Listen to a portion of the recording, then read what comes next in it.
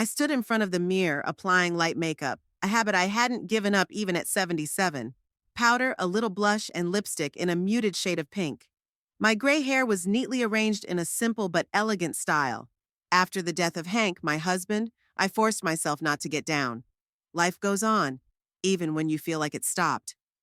My gaze fell on the picture of Nate on the dresser. It was from 3 years ago. My son in a simple shirt, smiling, his arm around my shoulders in front of our old house. Back then, he still came to visit me every weekend. And now, 8 months of silence, not counting a short letter with a new address and a dry, "I'm fine, don't worry." I sighed, setting aside my blush brush. Nate had always been withdrawn, just like his father. But he used to at least call once a week. What could have happened in these months? Why had he moved to Sun Prairie, a city I'd only heard about as a place for the rich and successful? How could a simple programmer afford to live there? The questions multiplied, but there were no answers. I tried to call him several times, but only got to voicemail. I wrote emails and got short replies. Busy with a new project. Everything's going great. I'll tell you when I meet you. Well, then there will be a meeting. I woke up this morning with a firm resolve to stop waiting. I'm going to see him myself, unannounced. After all, I'm his mother. I have a right to know what's going on with my only son. I pulled an old suitcase out of the closet, the same one Hank and I had used on our honeymoon. It was shabby but sturdy, just like our marriage, which had lasted 42 years until Hank died. Started putting things away. Not much I need. The blue dress Nate gave me for Christmas 3 years ago. Beige cardigan, low-heeled shoes, the only pair I could walk around in all day without my joints aching. As I put things away, I remembered how little Nate used to spend hours on the old computer Hank had brought home from work. Other kids played in the yard while he created some program only he could understand.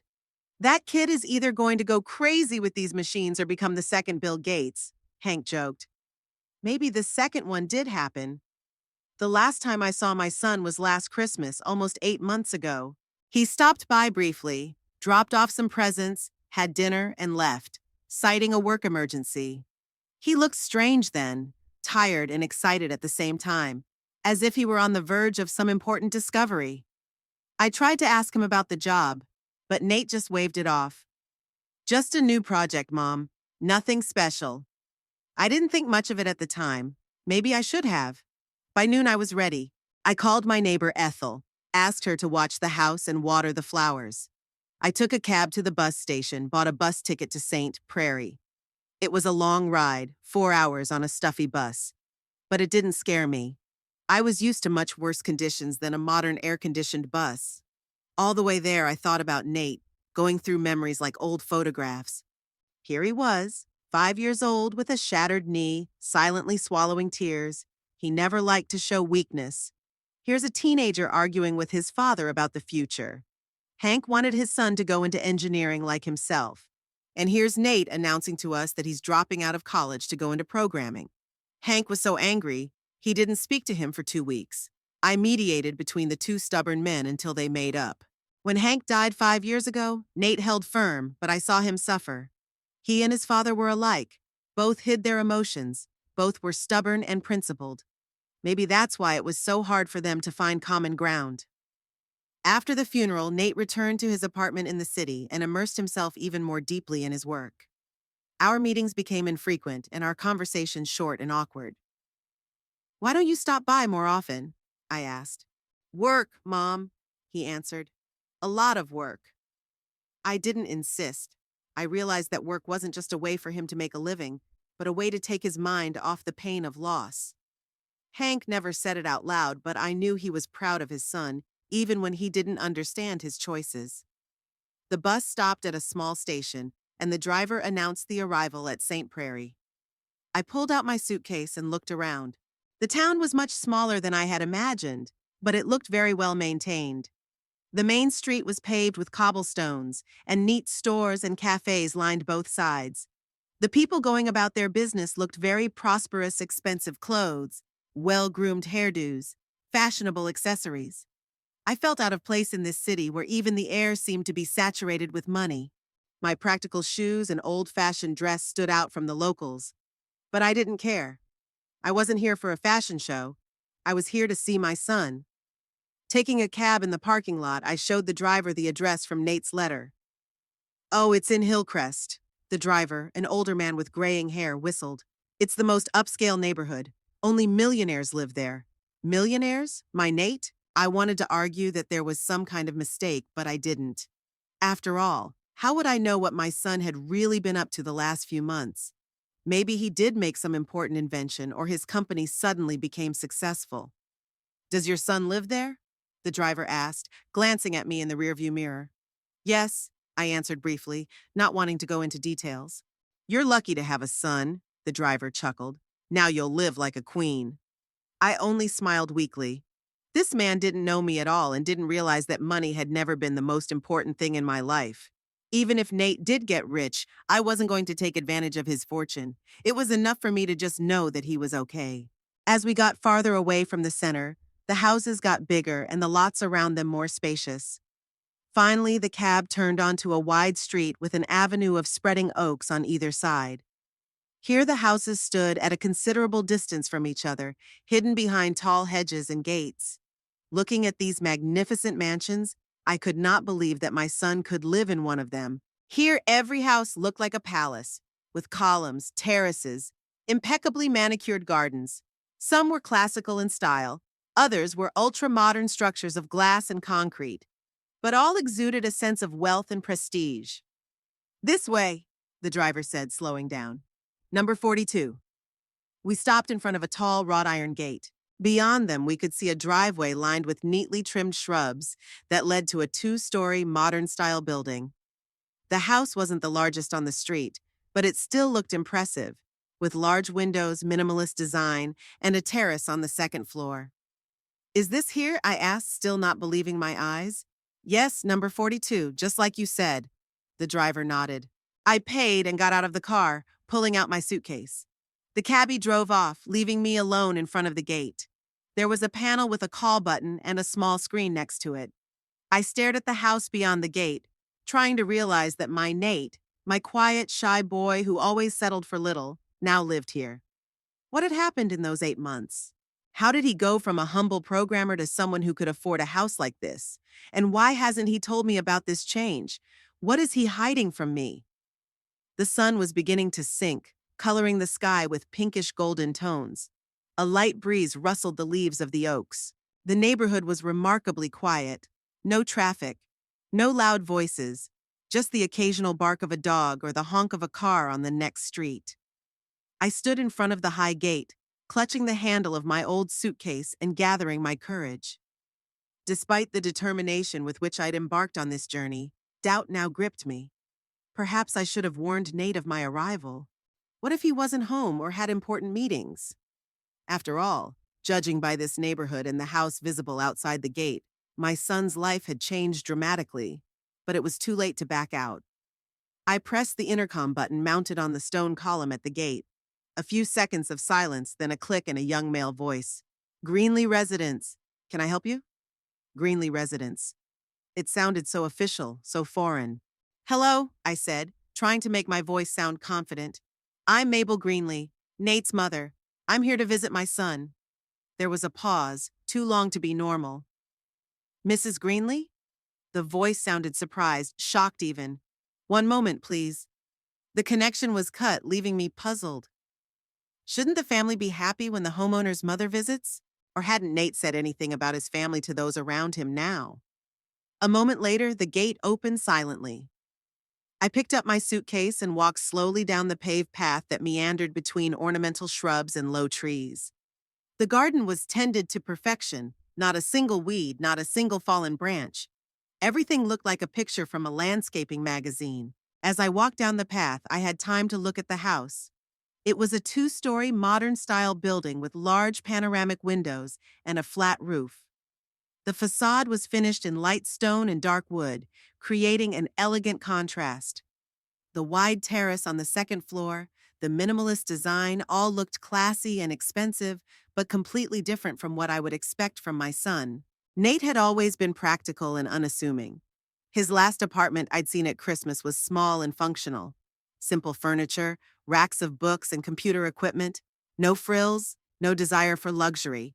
How could a man who delighted in finding a $20 coffee table secondhand turn into the owner of such a mansion? When I got to the front door, it opened before I could knock. A young man in his 30s stood on the doorstep, tall, trim, wearing a light blue shirt with rolled-up sleeves and dark pants. His light brown hair was neatly trimmed, and his eyes studied me carefully. "Mrs. Greenlee?" He held out his hand. "Welcome. I'm Reed Halstead, your son's personal assistant." Personal assistant? At Nate's? This was getting weirder and weirder. "Hello, Mr. Halstead." I shook his hand, noting the firm but restrained shake. "Is Nate home?" Something strange flashed across Reed's face, like a shadow of concern quickly hidden by a professional smile. "Minus Mr. Greenlee is in his lab right now," he answered. "I'm afraid he's very busy and asked not to be disturbed for the next few hours. But I will inform him of your arrival as soon as possible." Lab? Not to be disturbed? What important business could my son have that he couldn't interrupt to say hello to a mother he hadn't seen in 8 months? "I'll wait," I said firmly. "I hope it doesn't take too long." Reed nodded and stepped back, letting me into the house. "Sure, let me show you to your rooms. You must be tired from the road." Inside the house was even more impressive than the outside. A spacious hall with a high ceiling, minimalist furniture, a few abstract paintings on the walls. Everything was kept in light colors: white, gray, sand. No bright colors, no personal items, no photos. It was like a showroom, not a living space. "Impressive, isn't it?" Reed noticed my scrutinizing gaze. "Though many of the rooms are still unfinished. Mr. Greenlee bought this house only 4 months ago, and he rarely has time for little things like decorating." 4 months? I questioned. "And where did he get the money for all this?" Reed frowned slightly as if my question was inappropriate. His company, Nate Tech, had become very successful in the last year. A breakthrough in artificial intelligence for medical diagnostics. "Didn't he tell you?" No, Nate didn't tell me anything about breakthroughs or successes. Not a word about a company with his name on it. No hint of sudden wealth. "We, hadn't talked that much lately," I answered cautiously. Reed nodded understandingly, but there was a look of surprise in his eyes. Or worry. "Come on, I'll show you your rooms," he said, changing the subject. "There's a lovely guest bedroom on the second floor overlooking the garden." We climbed a wide staircase that seemed to float in the air. Dark wood steps with no visible support, glass railings. Another reminder of how alien this world had become to me.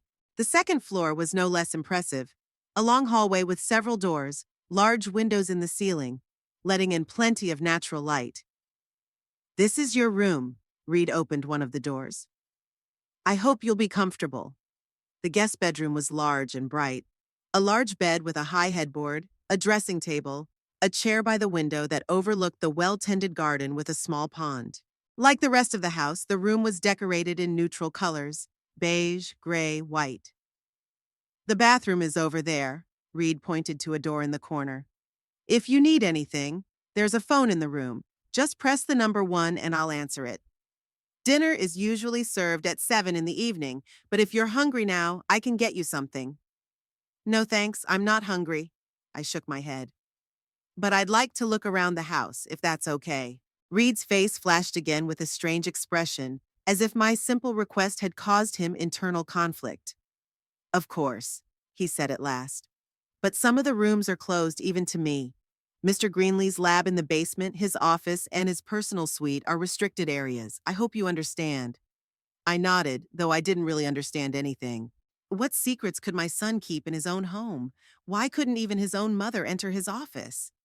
"Then let's start with what's available," I said, trying to speak easily and casually despite my growing anxiety. Reed walked me through the house, showing me room by room. The living room with panoramic windows, the dining room with its long solid wood table, the modern kitchen with all sorts of appliances, the home theater, the library with its still half-empty shelves, the guest room on the first floor. Everything was stylish, expensive, and completely impersonal. No photos, no souvenirs, no personal belongings. It was like a house from a catalog, not a place where a real person lived. "And this is where Mr. Greenlee usually eats breakfast," Reed said, showing a small, bright room with a round table and a view to the side of the garden. He prefers a simple meal in the morning: oatmeal, toast, fruit. That was the first detail that struck me as familiar. Nate really has always loved simple breakfasts. I had once made him oatmeal every morning, adding raisins and honey, just the way he'd loved it since he was a kid. And this door leads to the basement. Reed pointed to a metal door at the end of the hallway. That's Mr. Greenlee's lab. I'm afraid we can't go in there. I went to the door and put my hand on the cool metal. Right next to me, just a few feet away, was my son. Why did he seem so far away? What exactly is he developing in his lab? I asked, turning to Reed. The young man visibly tensed. I'm not quite competent in technical details, he replied evasively. Something to do with artificial intelligence and medical diagnostics. Mr. Greenlee doesn't like to discuss his work. I looked at Reed carefully. During our entire tour of the house, he'd never once called my son by his first name, always Mr. Greenlee, always formal and detached. And then there was the constant tension he tried to hide behind professional politeness. Something was wrong. I could feel it. How long have you worked for my son, Mr. Halstead? I asked. A little over 3 months, he replied. Since Mr. Greenlee moved into this house. And what did you do before that? Reed hesitated slightly. I worked in corporate management, coordinated administrative processes in several companies. The answer was smooth, but somehow didn't seem entirely sincere. I couldn't blame him, though. Maybe my maternal instincts were just too heightened by worrying about my son. Shall we go back to the living room? Reed suggested. Or do you want to rest? I think I'll rest for a while, I decided. But first, can you tell me when Nate will be able to see me? I'll let Mr. Greenlee know you're coming as soon as he's done with his current experiment, Reed assured me. He's usually up from the lab by dinner time. I'm sure he'll be glad to see you. I went back to my room, closed the door, and sank into the chair by the window. My mind was swarming with questions that had no answers. How did my son, who only a year ago was an ordinary programmer with a modest income, become the owner of a company and a mansion in a prestigious neighborhood? Why didn't he tell me anything about these changes? And what kind of experiments is he doing in his lab that are so important that he can't even stop to see his mother? But it was Reed's behavior that bothered me the most. Behind his impeccable politeness was something else: wary, anxious, maybe even afraid. He was clearly surprised to see me and seemed unsure how to respond to my questions about his son. I went to the window and looked out at the garden below. Perfectly trimmed bushes, an immaculate lawn, a gurgling fountain in the middle of a pond with ornamental fish. It looked like something out of a glossy magazine, beautiful, expensive, and completely uninhabited. This house was nothing like the Nate I knew. My son had always favored function over beauty, convenience over luxury. He never sought to impress with his living arrangements or lifestyle. What changed? Or maybe I just didn't know my son well enough. I pulled a picture out of my purse that I always carried with me. Nate at the age of 10, standing next to Hank in the front yard of our old house. Both smiling, Nate is holding the model airplane he and his dad had been building for weeks.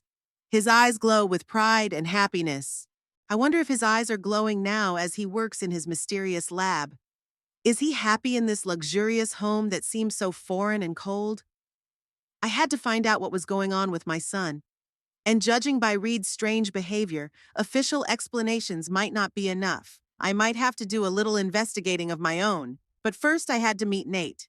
To see his face, to hear his voice, to know if he was still my son, or if the man I knew had disappeared, replaced by the successful but alien Mr. Greenlee, owner of a technology company and a lavish mansion. I opened my suitcase and began unpacking, thinking about my upcoming meeting. What would I say to him? How would I explain my unexpected visit? Would he be happy to see me, or would he see my appearance as an unwelcome intrusion into his new life? The sun was beginning to set, casting a golden glow on the surface of the garden pond. Dinner was still a few hours away. I decided to shower and change my clothes. I wanted to look nice when I finally saw my son. Maybe wear the blue dress he'd given me for Christmas 3 years ago. The bathroom was just like the rest of the house, spacious with a huge walk-in shower, a freestanding tub on curved legs, 2 sinks, and a large full-wall mirror. All in light colors, marble and glass, heated floor. I'd never seen such a luxurious bathroom, not even in the best hotels Hank and I had stayed in on our honeymoon. I took a shower, enjoying the warm jets of water that seemed to fall straight from the ceiling. Then I dried my hair, styled it into a simple but elegant style, and applied light makeup. I put on the blue dress and the pearl earrings Hank had once given me. I looked at my reflection in the mirror, an older but still attractive woman, with a straight back and a determined look. I'm ready, Nate, I said mentally. No matter what happens, I'm your mother and I'll be there for you. Back in the room, I noticed the light on my phone blinking. I walked over, pressed the button. Mrs. Greenlee? It was Reed's voice. Minus Mr. Greenlee asked me to tell you that dinner will be served at 7 p.m. in the small dining room. He'll meet you there. Thank you, Mr. Halstead, I replied. I'll be ready. It was still an hour before the appointed time. I sat in the chair by the window, thinking about the meeting.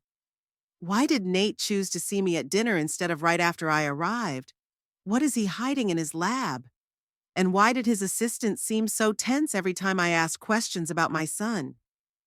There was a quiet knock on the door. I opened it and Reed stood on the doorstep with a small tray in his hands. I thought you might like a cup of tea before dinner, he said with a polite smile. It's oolong. Mr. Greenlee said it was your favorite. I was touched. Nate really remembered details like that. Thank you, I accepted the tray. That's very nice of you. Reed nodded and was about to leave, but I stopped him. Minus Mr. Halstead, I said. Is my son all right? The question was direct, and I watched the young man's reaction carefully. For a moment, his professional mask trembled. His eyebrows shifted slightly, concern flashed in his eyes. But he quickly pulled himself together. Of course, Mrs. Greenlee, he answered in a steady voice. Minus Mr. Greenlee is very busy with his new project, but he's all right. Don't worry. But I could already see that second reaction. Something wasn't right, and I was determined to find out what it was. At 7 o'clock sharp, I went down to the small dining room as arranged. Reed met me at the foot of the stairs and ushered me into a cozy room with a round table set for two. Crystal glasses, silverware, fine china. Everything looked expensive and refined, as if it were in a haute cuisine restaurant. Minus Mr. Greenlee will be joining you in a few minutes, Reed said, pulling out a chair for me. He apologized for the delay. It's okay, I replied, though I was disappointed. Another delay in seeing the son I hadn't seen in 8 months. Reed poured me a water and walked out, leaving me alone. I looked around. The small dining room was the only really cozy room in the house warm colors. Wood paneling on the walls, soft lighting from a small crystal chandelier. On the wall hung an abstract painting in gold and brown colors, the only decoration in the room. 10 minutes passed, but Nate still hadn't shown up. I began to fidget nervously, tapping my fingers on the table. What could be so important that my son was late for dinner with a mother he hadn't seen in almost a year? 15 minutes after the appointed time, I heard muffled voices outside the door.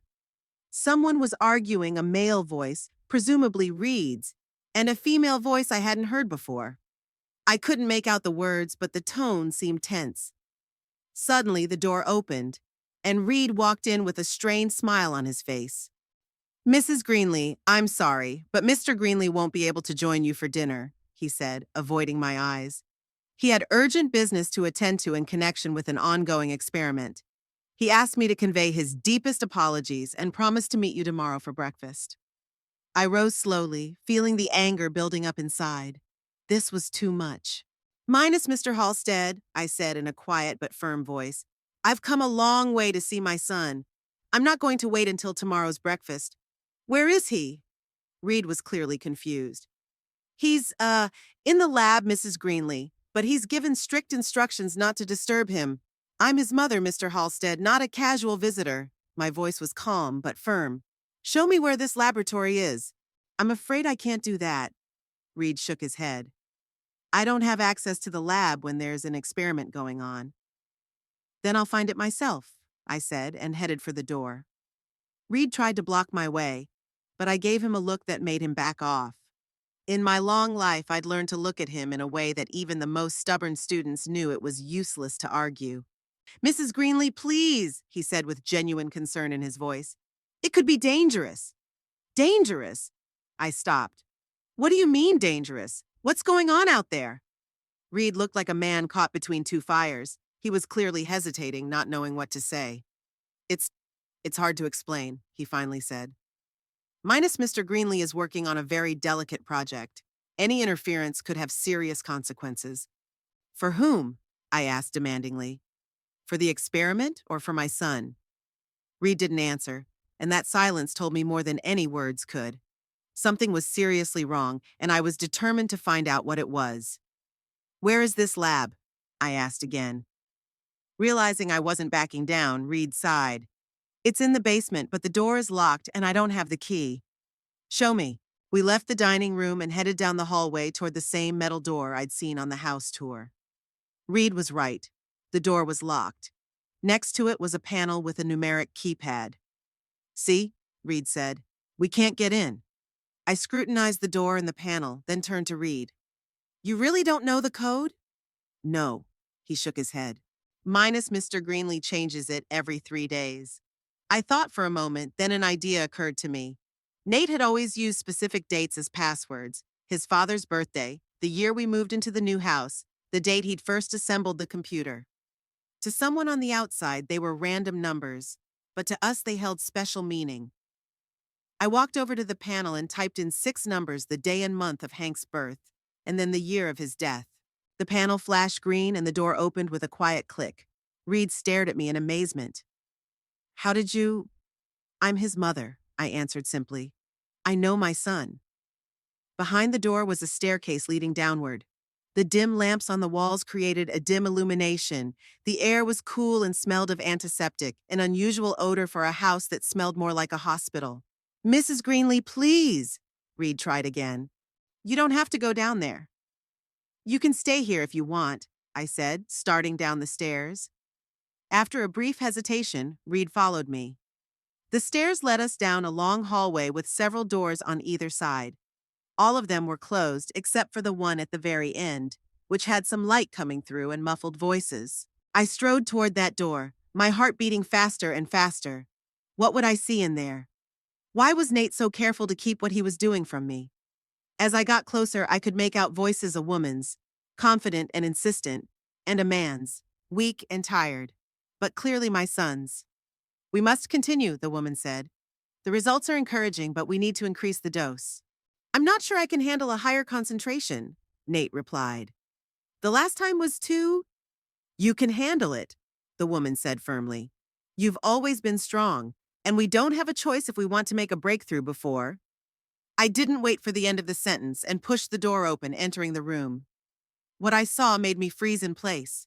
The room was huge, more like a science lab than a part of an apartment building. There were desks with computers and instruments of some kind along the walls, monitors on the walls displaying graphs and charts. In the center of the room stood something that looked like a hospital bed, surrounded by medical equipment, IVs, monitors, some strange devices whose purpose I didn't understand. And on that bed was my son, half lying there. I barely recognized him. Nate looked terrible, gaunt, pale, with sunken eyes and an almost completely bald head. His right arm was hooked up to an IV, his chest showing sensors wired to monitors. He seemed so frail, so sick, it took my breath away. Standing next to him was a woman of about 45, tall, with dark hair pulled back in a tight bun, wearing a white lab coat. She turned sharply as we entered, her face contorted with surprise and anger. What is the meaning of this? She exclaimed, turning to Reed. Who's that? Mom? Nate's faint voice made me look away from the woman and back at my son. His eyes were filled with surprise and fear. Fear? What are you doing here? I rushed to him, forgetting everything. The strange woman, Reed, the fact that I hadn't been invited to this mysterious lab. Nate, my voice shook. What's wrong with you? Are you sick? I took his hand, so cold, so thin, with veins protruding, bruised from countless injections. Nate tried to smile, but it came out weak and painful. I wanted to tell you, Mom, he said quietly. But I didn't want you to see me like this. I'm afraid you'll have to leave. The woman in the robe came toward us, her voice cold and commanding. We're conducting an important experiment, and any interference could... I'm not going anywhere, I interrupted, not letting go of my son's hand. I'm his mother and I demand an explanation. What's happening to him? Who are you? The woman tightened her lips, clearly unhappy with my tone, but then looked at Nate as if asking for his permission. It's okay, Pam, he said. This is my mother, Mabel. Mom, this is Dr. Pam Vance, an experimental medicine specialist and my partner. Partner? I asked, shifting my gaze from my son to the woman. What do you mean? Business partner, Nate said with a slight smile. I'm flattered by your assumption, though. Even in that state, he hadn't lost his quiet sense of humor.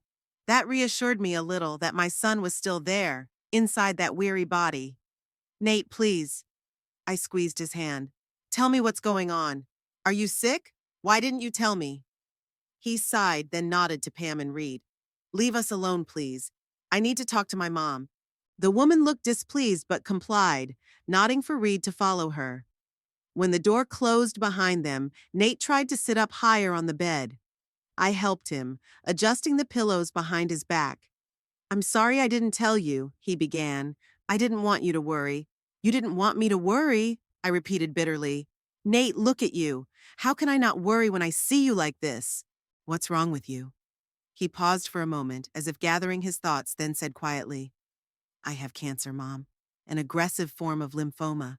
The doctors found it about a year ago. It was like the world stopped. Cancer. My son. My only child. A year ago? I whispered. And you didn't say anything the whole time?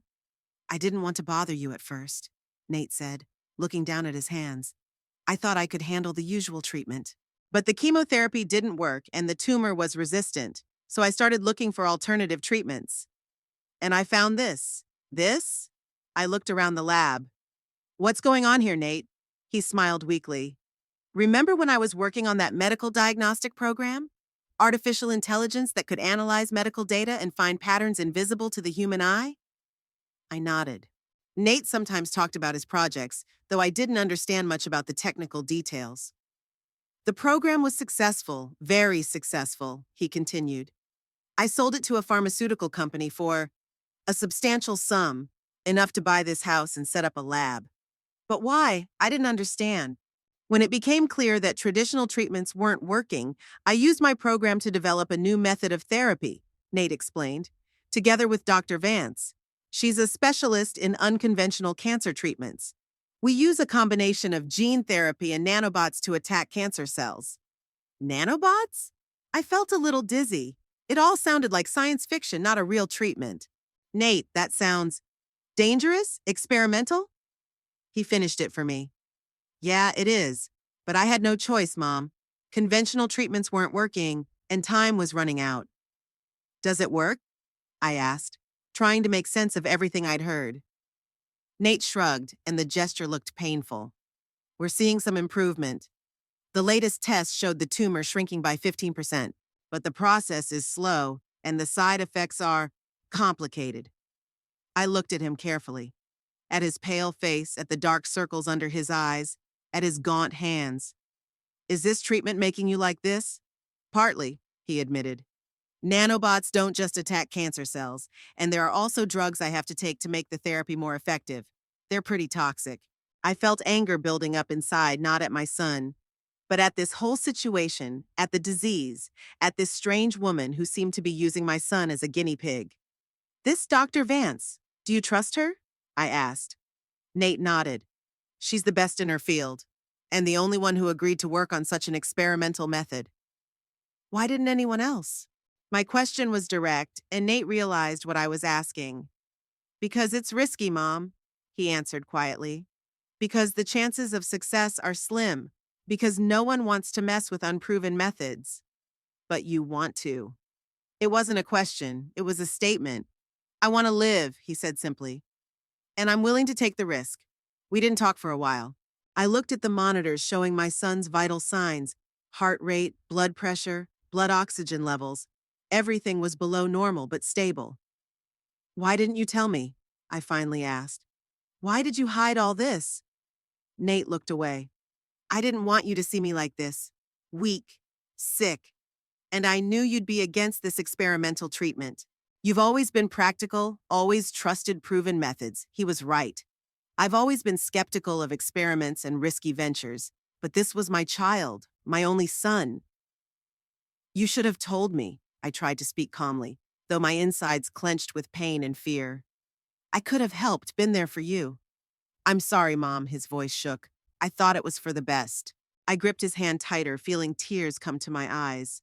I'm here now, I said, and I'm not going anywhere. We'll get through this together. The door opened and Dr. Vance came back into the lab. She looked a little calmer, but she was still eyeing me warily. I apologize, she said, but we need to continue the procedure. Time is of the essence. I turned toward her, really looking at this woman for the first time. She was a beautiful, cold beauty, correct facial features, clear gray eyes, thin lips. But there was something alarming about her. Overconfidence. Hidden motives? I couldn't pinpoint it, but my motherly heart told me that Dr. Pam Vance was not as simple as she appeared. What is the procedure? I asked.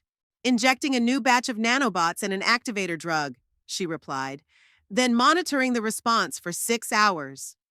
And what are the risks? Dr. Vance paused as if weighing how much information to give me. There may be some temporary discomfort, fever, and in rare cases, hallucinations. But all of those symptoms go away within a few hours. I looked at Nate. He looked exhausted, barely able to endure another one of these treatments. But I could see the determination in his eyes. I'll stay with him, I told Dr. Vance. That's impossible, she replied sharply. The procedure requires sterility and… I will stay, I repeated firmly. I will sit on the sidelines and stay out of the way, but I will not leave my son. Dr. Vance was about to object, but Nate interrupted her. Let him stay, Pam. It might, help. The woman frowned, but then nodded. Okay, but you must remain at a distance and not interfere, no matter what happens. Do you understand? I understand, I agreed, though I decided inwardly that I would act as I saw fit if my son was in danger. Reed brought me a chair, and I sat in the corner of the lab, watching Dr. Vance prepare some kind of solution, mixing several liquids in a clear vial. Then she filled a syringe and walked over to the IV connected to Nate's arm. Ready? She asked him. My son took a deep breath and nodded. Ready. I sat back, clenched my hands so tight my knuckles turned white, and watched Dr. Vance inject the contents of the syringe into the IV. The clear liquid slowly flowed down the tube to my son's vein. Now I knew the truth. My Nate was gravely ill, fighting cancer with an experimental treatment that may have been his only chance of survival. And he'd kept it from me, thinking it was for the best. But now I was here and I wasn't going anywhere. Whatever happened next, we would face it together, as a family. I stayed up all night, sitting next to Nate's bed and watching his body react to the injected drug. At first he was shivering as if from extreme cold, then his temperature spiked and his face was covered in sweat. Occasionally he would mumble something incoherent, occasionally cry out, and in rare moments of lucidity he would smile weakly at me and try to reassure me. It's okay, Mom. It's a normal reaction. Dr. Vance periodically came into the lab, checked the readings on the monitors, made notes on a clipboard, and left in silence.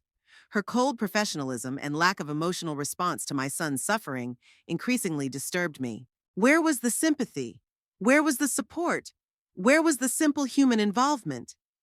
By morning, Nate's condition had stabilized. His temperature was down, his breathing evened out, and he finally fell into a deep sleep. Reed brought me a cup of hot tea and offered to rest, but I refused to leave my son even for a minute. You can't help him if you collapse from exhaustion, the young man said softly. I'm all right, I replied, though I felt drained. I'm 77, not 97. I can stay up one night. Reed nodded understandingly and walked out. Strangely, this young man, whom I'd been suspicious of at first, now seemed to be my only ally in this strange house. Around 10 in the morning, Nate woke up. His eyes were clear, and to my surprise, a slight blush appeared on his cheeks. He tried to sit up in bed, and I helped him by placing pillows under his back. You should have slept, Mom, he said reproachfully, noticing the dark circles under my eyes. And you should have told me about your illness, I countered. But we both do what we think is right. Nate smiled weakly. You've always been stubborn. The apple of the tree. I took his hand. How are you feeling? Better. He took a deep breath. Surprisingly, better. Usually after a session I feel wrecked all day, but today, something was different. Maybe it's the motherly care? I tried to make a joke, but I had a strange suspicion inside of me. Why exactly did he feel better today? What was different? The lab door opened and Dr. Vance walked in. She wasn't wearing a lab coat today, but an elegant gray suit that accentuated her slender figure. Seeing Nate sitting up and relatively awake, she raised her eyebrows in surprise. "You look good," she remarked, walking over to the bed and checking the readings on the monitor. "Interesting. Good morning, Dr. Vance." I decided to make my presence known. "You look like you're going to a business meeting, not treating a patient." The woman turned to me, and for a moment there was a flash of irritation in her eyes, quickly masked by a professional smile. "I actually have a meeting in an hour," she said, "with potential investors. Our research requires significant funds, Mrs. Greenlee." "Our research?" I interjected. "I thought this was about my son's treatment, not research." Nate interjected, clearly trying to diffuse the growing tension. "It's both treatment and research, Mom. My case may help develop new therapies for other patients in the future." I looked at my son, then back at Dr. Vance. Something about this situation continued to disturb me, but I couldn't pinpoint exactly what it was. "I'd like to talk to Mom alone, Pam," Nate said suddenly. Dr. Vance was clearly not happy about the request, but she nodded. "Sure, but don't tire yourself out. And don't forget to take your meds at 11. Reed will bring them." She walked out, leaving me and my son alone. I noticed how Nate relaxed right away, as if this woman's presence had kept him in a constant state of tension. "Is she always so cold?" I asked when the door closed. Nate smiled weakly. "Pam isn't one to show emotion. She's a scientist to the core. But she really wants to help me, Mom, in her own way." "In her own way," I repeated. "Is this way really helping you?" He paused, as if thinking about the question for the first time. "I don't know," he finally admitted. "The tests show that the tumor is shrinking, but I feel weaker every day. The treatment is very hard." "How much longer are you going to put up with this?" I asked, trying to keep my voice calm. "Pam says we need at least 6 more cycles," Nate answered. "1 a week." "What if we tried something else?" I suggested cautiously. "Get a second opinion?" "There are specialized cancer centers." "Pam's against it," Nate said immediately. "She thinks interrupting the course could be dangerous, and she doesn't want her methods copied." "Do you?" I insisted. "What do you want?" Nate looked away and I noticed his hands trembling slightly. "I just want to survive, Mom, and Pam is giving me a chance." "But at what cost?" I asked gently. "You look exhausted. You're locked in this lab, hooked up to strange devices. It's not a life, Nate. Better this than nothing." He grinned bitterly. I took his hand, noticing how fragile his fingers had become, how the veins protruded beneath the pale skin. "I just want to make sure you know what you're getting into, that you trust this person with a matter of life and death." "I trust her competence," Nate replied after a brief pause. "Her methods are unusual, sometimes controversial, but she knows what she's doing." "And her motives?" I insisted. "Are you sure she really wants to help you and not just use you as an opportunity for her research?" Nate sighed. "Mom, I'm not a naive child. I realize that to Pam, I'm a valuable research case first and foremost. But it works for me as long as her methods work." There was a quiet knock on the door, and Reed appeared with a small tray. "Sorry for the interruption," he said, "but it's time to take your medication." On the tray were several vials of pills and a glass of water. Reed began counting out pills of different colors and sizes, spreading them out on a small plate. "What kind of drugs are these?" I asked, watching the process. "A variety of supportive medications," Reed answered. "For the liver, the kidneys, the immune system. They help the body deal with the side effects of the main treatment." "So you're giving him drugs to help him deal with the effects of other medications?" I sounded clearly skeptical. "All modern cancer treatments have side effects, Mrs. Greenlee," Reed said calmly.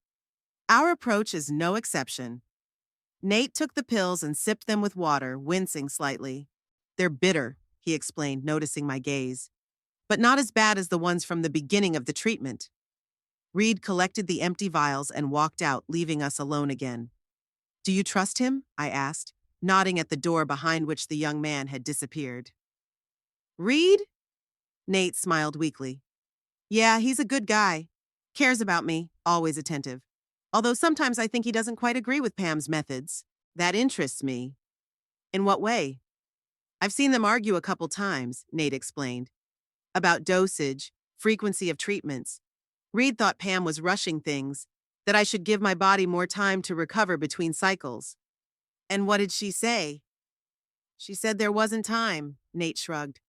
That we have to be aggressive if we want to beat the disease, I wondered. Maybe Reed could be my ally in this situation. Someone within this strange circle who was also concerned about my son's well-being. How did you meet Dr. Vance in the first place?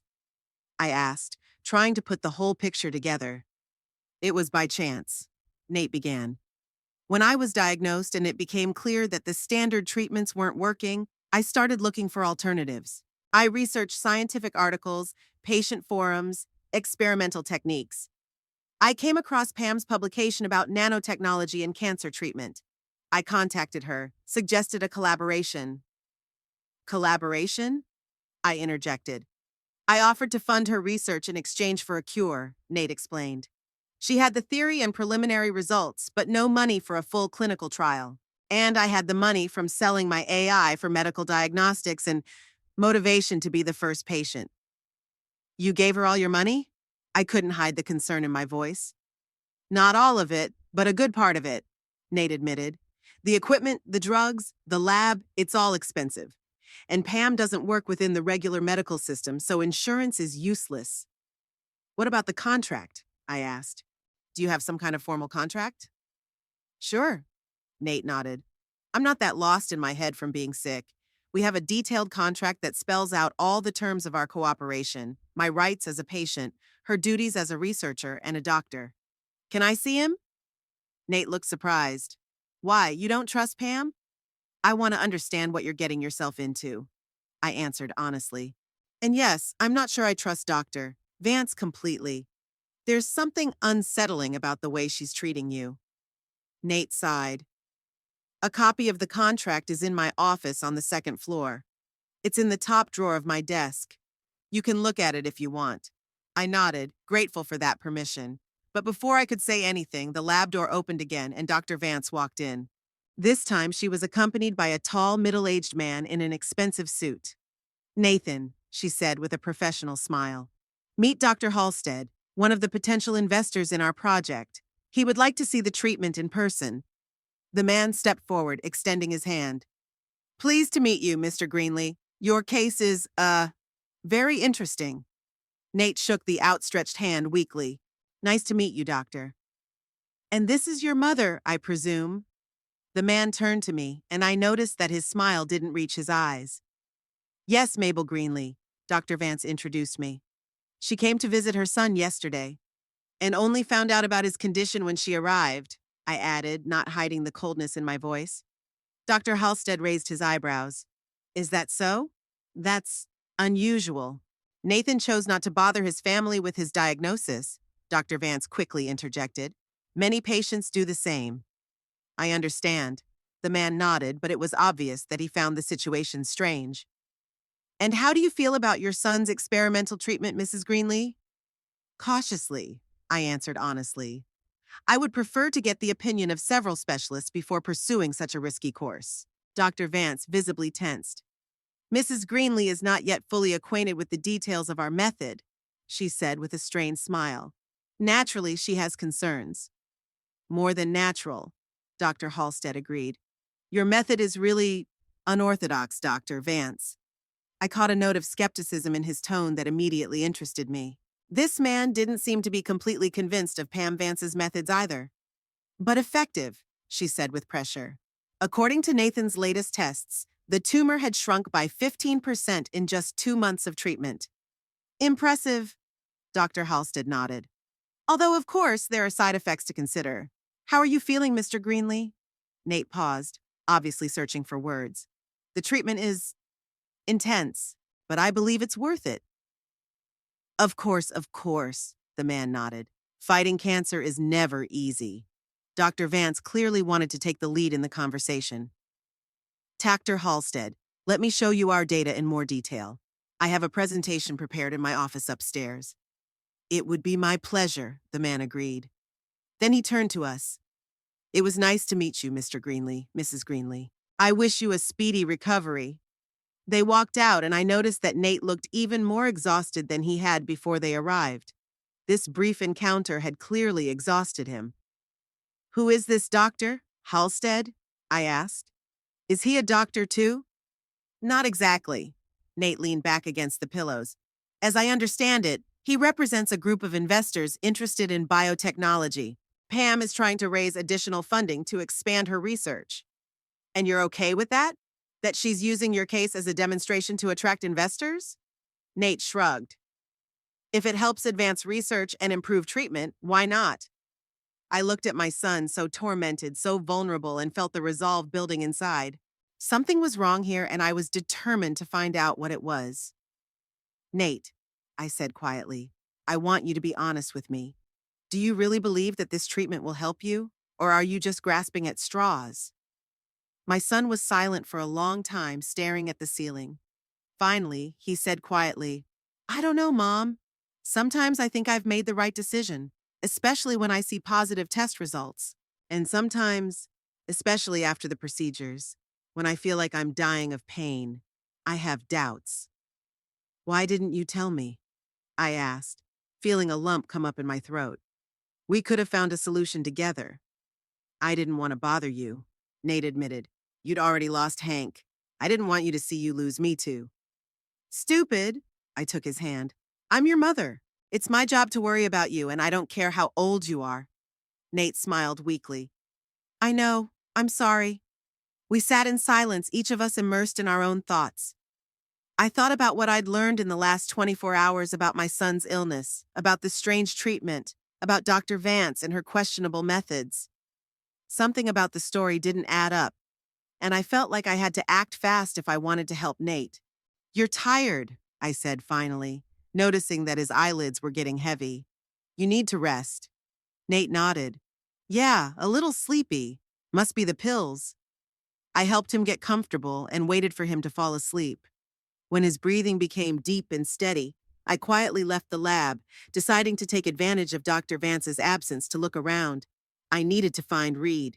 My intuition told me that the young man might know more than he was saying and might not be as loyal to Dr. Vance as he seemed at first glance. And I also needed to take a look at the contract Nate had made with this woman. I was determined to figure out what was really going on in that strange house and save my son, even if it meant going against his will and Dr. Vance's wishes. I went up to the second floor in search of Nate's office. The house was quiet. Dr. Vance and her guests were probably still negotiating somewhere else in the building. I was lucky no one saw me searching my own son's house like a thief. The study was at the end of the hallway, a large room with a large window overlooking the backyard. Unlike the rest of the room, it had a sense of Nate's personality bookshelves of technical reference books he'd collected over the years. A few framed photographs, his old coffee mug with the university logo on it. It was like an island of the old Nate in this foreign, sterile house. I went straight to the desk and opened the top drawer. There was a folder labeled Contract PW, Pam Vance's initials, no doubt. I opened it and began to read the multi-page document. What I saw made me slump in my chair. The contract did indeed provide funding for Dr. Vance's research in exchange for Nate's treatment, but the terms were monstrous. Nate was practically handing over complete control of his treatment to her, with no right to interference from third parties, including other doctors. He pledged to follow all of Dr. Vance's prescriptions, regardless of side effects.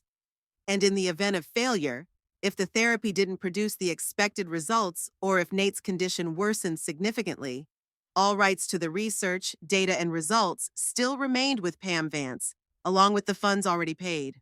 Moreover, there was a confidentiality clause that prohibited Nate from discussing the details of the treatment with anyone, including family and other medical professionals.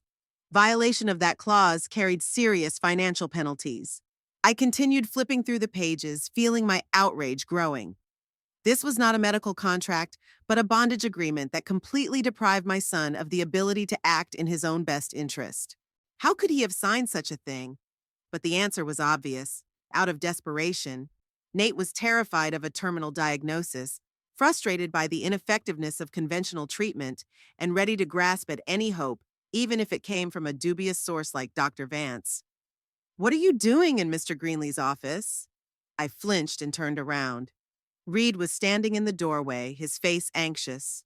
"I was reading the contract my son signed with your boss," I said bluntly, not playing games. "Do you know the terms of that agreement?" Reed paused, then closed the door and stepped closer. "Yes," he said quietly. "I was at the signing. I tried to talk Nathan out of it, but he was determined. It's not a contract, it's slavery." I couldn't contain my anger.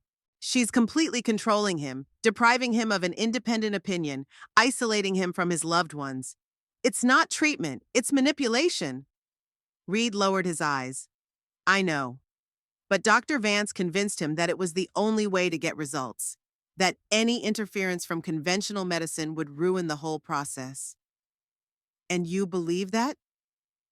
I looked at the young man carefully. He looked up at me, and I could see the inner struggle in his eyes. "I believed it," he said at last. "When I first started working with Dr. Vance, her theories seemed revolutionary, her dedication to science impressive. But then, I saw what was happening to the patients, how she exploits their desperation, how she ignores ethical boundaries for the sake of her research. Have you talked to Nate about this?" "I tried." He shook his head. But by then, he was completely under her influence. Believed she was the only one who could save him. I wondered. Reed clearly wasn't blindly devoted to Dr. Vance, as I'd suspected at first. Perhaps he could be my ally. "Reed," I said seriously, "I need your help. I have to get my son out of this situation, but I can't do it alone." He hesitated, weighing the risks. "It's dangerous," he finally said. "Dr. Vance is not a person to antagonize. She's influential in certain circles. This is my son's life we're talking about," I said firmly. "I'm willing to take the risk, and I don't care how powerful she is." Reed looked at me for a long moment, then nodded decisively. "Okay, I'll help you, but we need to proceed with caution. Dr. Vance can't suspect anything until we're ready." We devised a plan. Reed was to get proof of Dr. Vance's machinations, copies of her research notes, Nate's real test results, previous patients. I was to get my son ready to move to a real clinic I'd found on the recommendation of an old friend of mine who worked in medicine. That evening, after Dr. Vance left, leaving Reed to monitor Nate's condition, we sprang into action. Reed was able to access her computer and copy key files onto a flash drive. What we discovered was horrifying.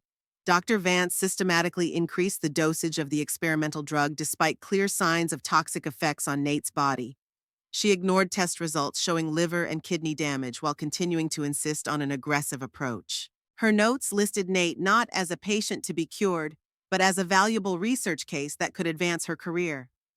But the most shocking thing was that there were 3 patients before Nate. 2 died of multi-organ failure after the 3rd cycle of treatment.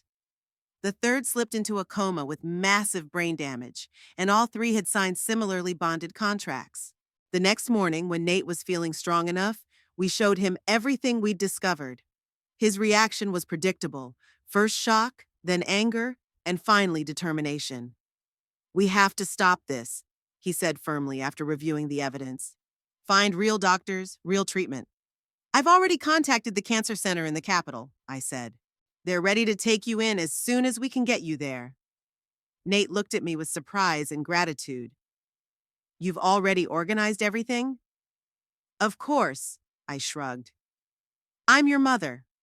It's my job to take care of you, even if you think you're all grown up and independent." For the first time in a long time, he smiled genuinely. "Thank you, Mom." "But there's a problem," Reed interjected. "The contract. Dr. Vance could sue, and given the terms of the agreement, she'd win." "I don't care about the contract," Nate said firmly. "No court would recognize as legitimate an agreement that effectively sentences a man to death, especially with this evidence in our hands." We quickly devised an escape plan. Reed will prepare the car and disable the surveillance systems.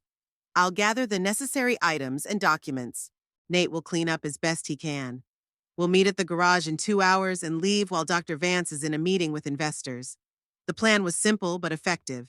At least that's what it seemed to us until we heard the sound of the lab door opening and saw Dr. Vance on the doorstep.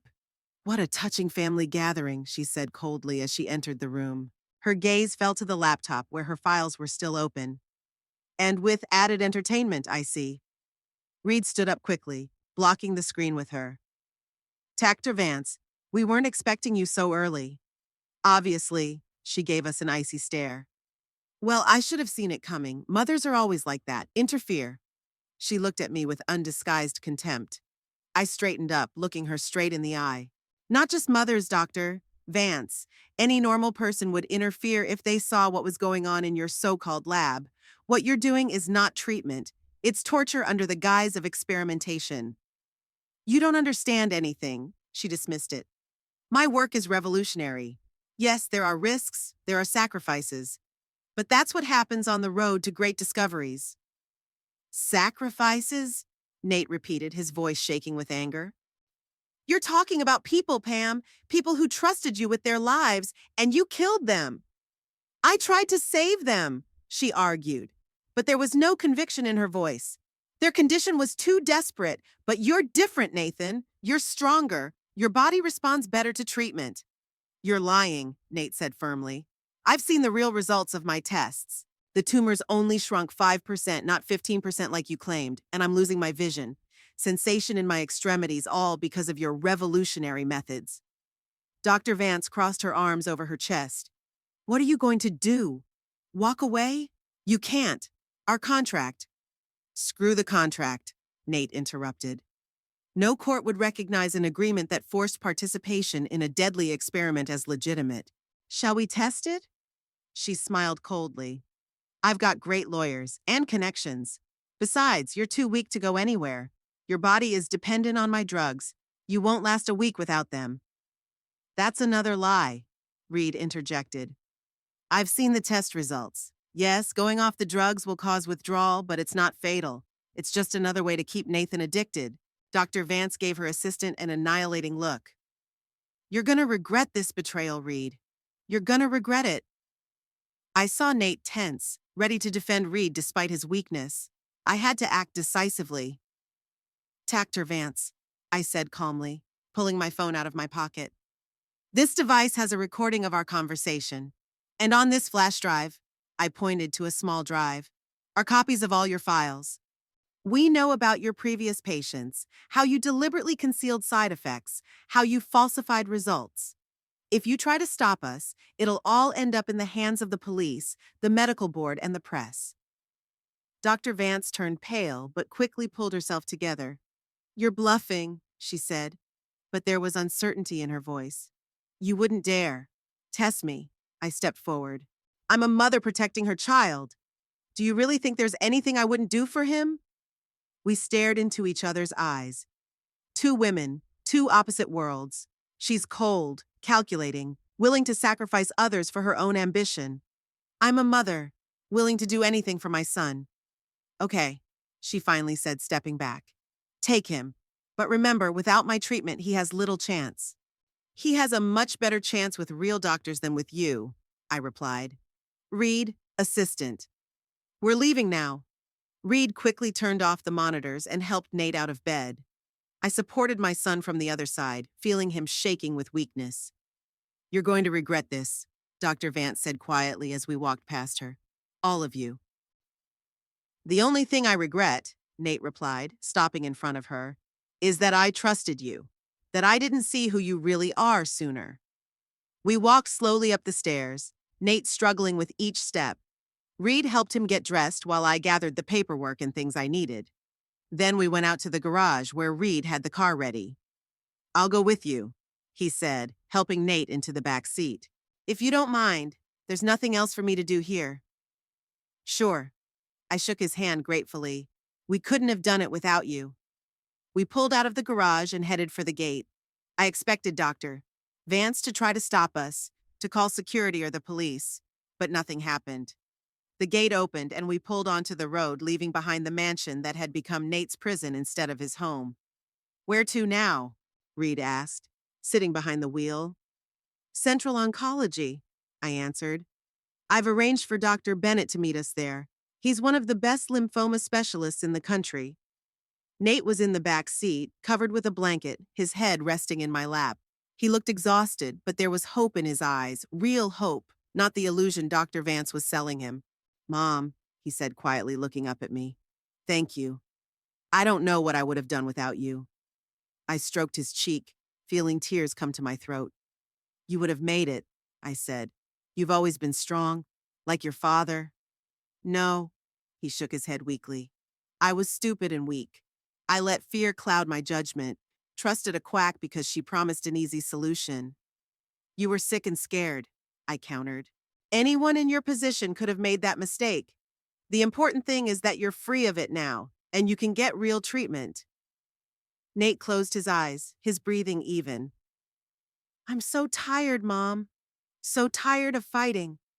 I know, honey. I continued to stroke his cheek. But you're not alone now. I'm here for you, and I'm not going anywhere. We'll get through this together. He smiled weakly, not opening his eyes, and soon fell asleep, exhausted by worry and illness.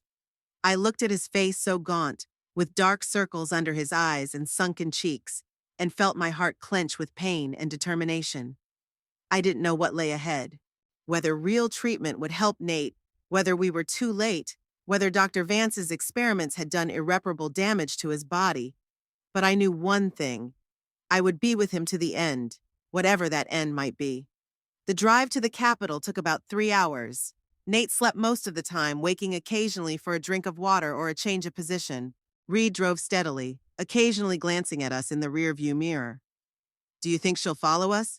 He asked halfway down the road. Maybe, I nodded. But now that we had proof of her shenanigans, she'd have to be careful. Besides, Nate's not alone anymore. He has us. Reed smiled. Yes, he has us. And I'm glad you're here, Mrs. Greenlee. Without you, I don't know how this would have ended. I looked at the road ahead, at the scenery passing by, and thought how strange life is.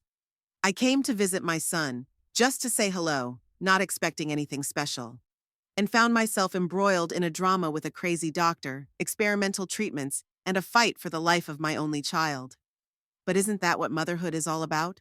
To be ready for any twists and turns, to be a support when your child needs it, even if he's in his 40s and thinks he's completely independent. When we pulled up to the cancer center, a modern glass and concrete building, they were already waiting for us. Dr. Bennett, a gray-haired man with kind eyes, personally came out to meet us, accompanied by nurses with a gurney. Mrs. Greenlee, he shook my hand. Your son is in good hands. We're going to do everything we can. Nate was carefully placed on the gurney and wheeled inside. I walked beside him, holding his hand, and I saw something in his eyes that I hadn't seen in a long time. Hope. Real hope. Not the desperate illusion Dr. Vance was selling him. It's going to be okay, Mom, he whispered, squeezing my hand. I can feel it. I know, I replied, smiling through my tears. I've always known it. And in that moment, walking into the hospital with my son by my side, I was absolutely certain that no matter how difficult the fight ahead, we would make it through. Together, as a family. Because no disease, no contract, no crazy doctor can resist the determination of a mother protecting her child.